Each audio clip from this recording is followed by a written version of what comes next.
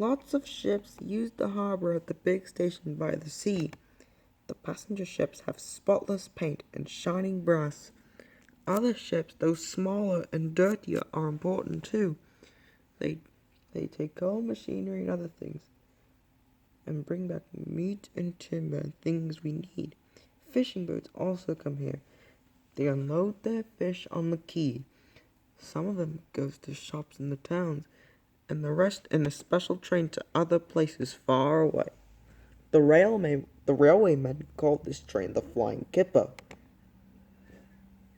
One winter's evening, Henry's driver said, "We'll be out early tomorrow. We've got to take the Flying Kipper.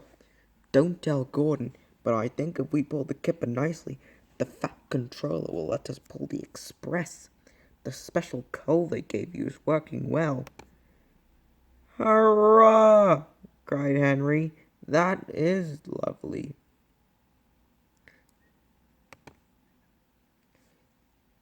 He was ready at 5 o'clock. There was snow and frost. Men hustled and shouted, loading the vans with crates of fish. The last door banged, the guard showed his green lamp, and they were off.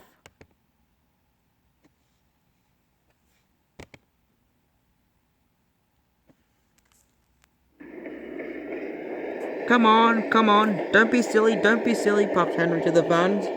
The vans shuddered and groaned. Trickety truck, all right, all right.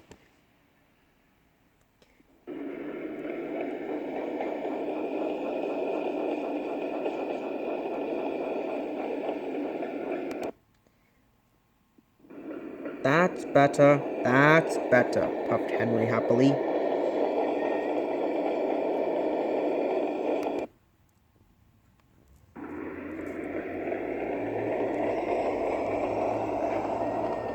Clouds of smoke and steam poured from his funnel into the cold air, and when his fire put on more coal, the fire's light shone brightly. Hurry, hurry!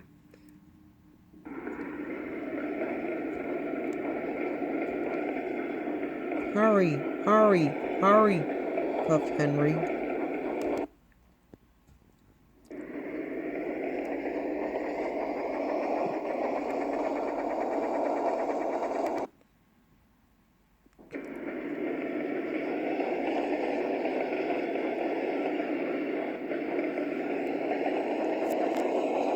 They whooshed on the bridges and clattered through stations. Green signal lights shone as they went past. And the firelight grew more brighter, and they were going nicely. The fire shone, and a yellow signal appeared ahead. Distance signal up, thought Henry. Caution. Henry's driver shut off the steam and applied the brakes, but the home signal was down.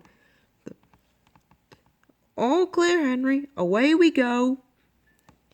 They should have known that the points to the main line to a siding were frozen, and the home signal should have meant danger, but snow had forced it down.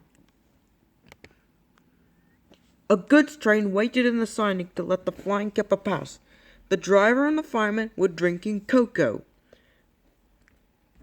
The guard looked at his watch and he said, "You know, the Flying Kipper's due."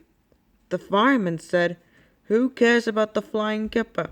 This is good cocoa." The driver got up and said, "Hey, come on, fireman, back to our engine." "Hey," the fireman grumbled, "I haven't finished my cocoa yet."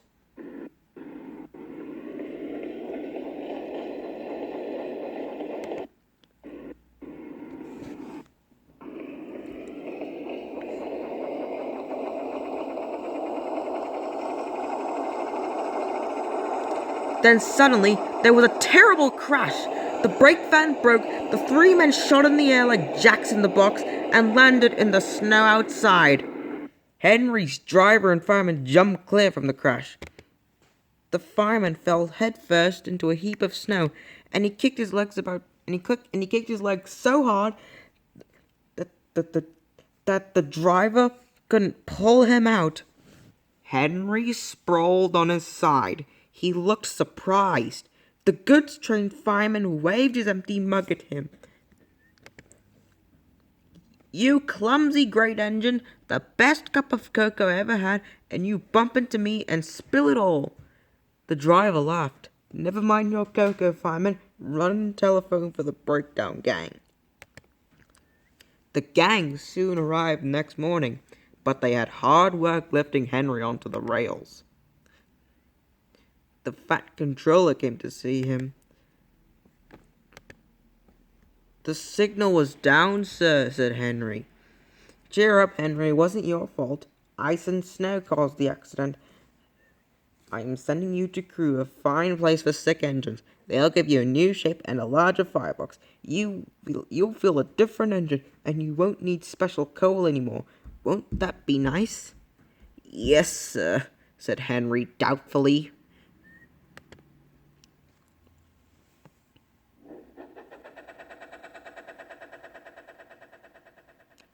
Henry liked being at Crew, but he was glad to come home.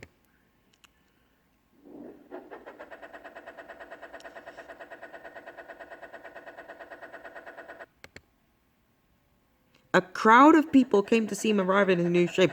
He looked so splendid and strong that they gave him 3 cheers. "Beep, beep," he whistled. "Thank you very much."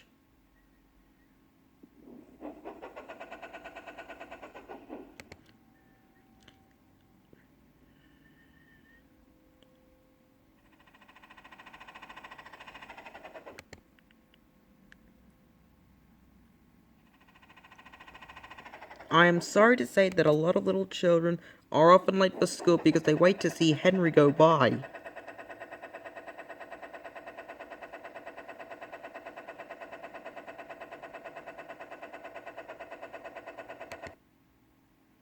They often see him pulling the express.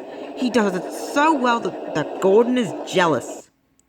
But that's another story.